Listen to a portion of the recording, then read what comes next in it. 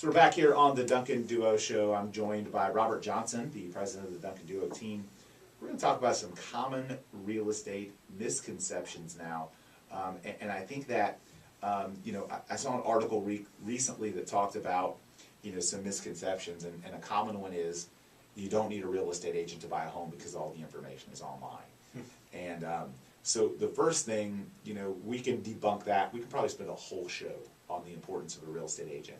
But I think there's a few specific ways to debunk that. Number one, it depends on which website you're looking at, because some of the data is a day or two old. And you might miss the best homes today are selling that quickly, getting offers that quickly. Number two, you might think you're a really good negotiator, but when there's 30 offers on a house, you need someone that has, gone on the rodeo before, that's gotten through these challenges, that knows how to win a bidding war, that knows how to win an agent over the other agent, the listing agent. I think that's important. And let's face it, and you can speak to this, Robert, because you deal with this a lot.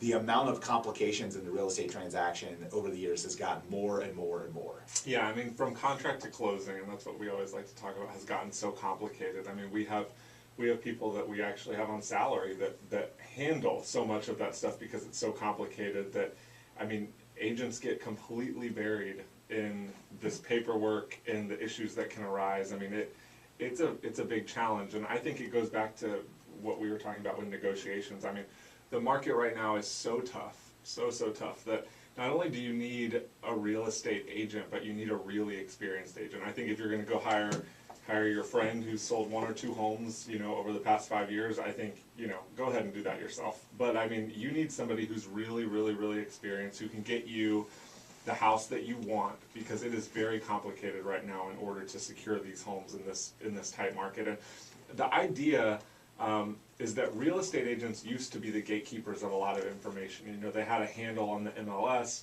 they had everything locked down, lock and key. And I think now, as with so many other things, as with Amazon, as with cars, as with a whole bunch of stuff, consumers are gathering all their own information. They're doing a lot of their own research, but they're reaching out when they're ready, when they've gathered all this information. Us as real estate agents, our job's changing. We are the navigators. We help somebody navigate the process. We tell them what to do with that information. We explain to them how that's going to affect them. We can explain to them how that we can get them that property. And just having the information is such a minute step. A lot of real estate agents could read you the MLS sheet, and that's what they did 10 years ago, and that's what they could do now. Well, now you have basically all the MLS information in your hand, but what are you going to do with that? And that's what an agent can help you with. Yeah, and I think not just help you with it, but I think prepare you for the process, in addition to all the steps that happen once you get a home under contract, because that's where so much is lost today when you don't have an agent.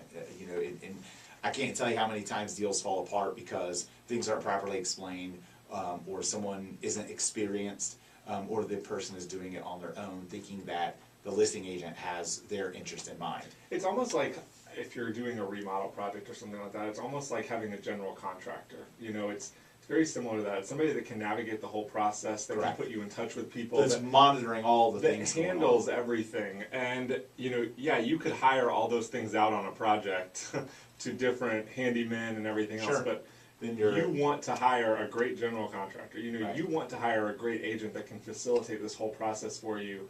And you need to really, really, really, especially in today's market, do some research to find you a great agent that can get you what you want. So let's talk about some other misconceptions.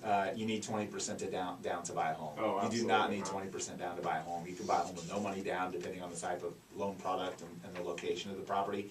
There are other loan products with as little as 3% down or 5% down. So you can buy a home with a lot less than 20% down. Are there some benefits of putting 20% down? Yes. Do I believe that 20% down is the right amount of down payment for most people? Yes, I do. But that does not mean that because I'm conservative. I think that you want to avoid private mortgage insurance. It's an unnecessary cost if you can save up the money.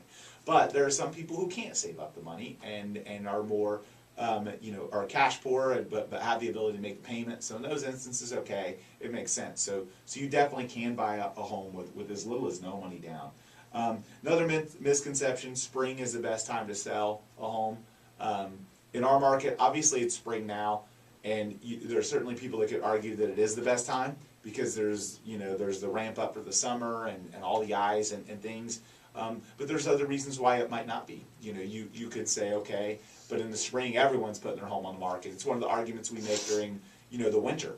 During December, so many homes are going to come on the market in spring. You can be one of the only people at the dance right now. So it's really going to depend on each specific neighborhood. There are some neighborhoods where putting it on the market in spring is the best, and there's some neighborhoods in Tampa Bay, like Sarasota and Bradenton, for example, where spring isn't the best. It's the winter time. It's the snowbirds. Depending on where the property is in Tampa Bay, if it's a beach property, a vacation property, all those things matter. So those are some misconceptions that are not accurate. So we hope they've been helpful. We're going to be back. We're going to talk about some tips for home sellers and so much more after a quick break here on the Duncan Duo Show.